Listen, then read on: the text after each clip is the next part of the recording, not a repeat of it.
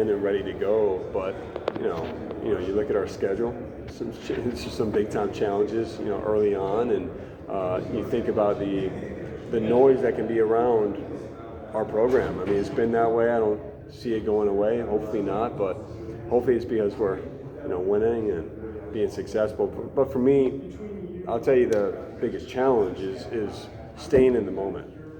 I think that's the biggest thing. Not worrying about what's said outside of our program. I don't think it's about worrying about next week or.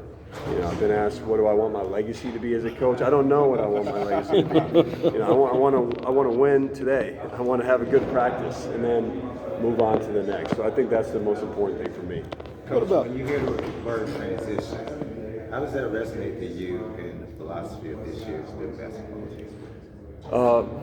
Now for this year's team, again, it's for me being in the moment of this year's team. It's not about transitioning anymore. I think we've had to really focus on that in the off season, and just transitions are hard. You don't see many.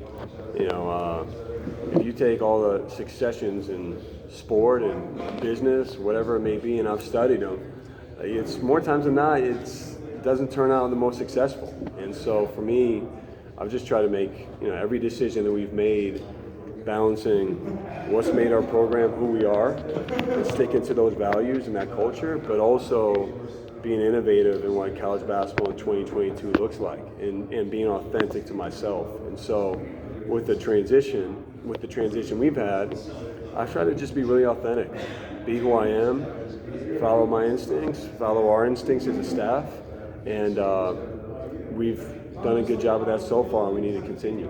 You brought in a general manager to kind of deal with NIL and some of this transition to 2022 college basketball. How has that gone, and what do you envision for that? Well, for me, it's less about the role and more about the person, and it's who, not what. And for me, it was about who Rachel Baker is as a person and her unique skill set, and then figuring out what role that could be for her to be a part of our program. And so, again, I could be here all day talking about the amount of change in college basketball and our sport, but Rachel's, her background of being in grassroots and understanding just how dynamics of being a young player and making a decision for college basketball, and having someone besides a head coach, and of course besides the coaching staff, that's thinking about roster management. Like, that's a huge thing of what she's done, and I think she's one of a kind. You can have the role, you can have the title, but who she is as a person is what's made that so unique for us.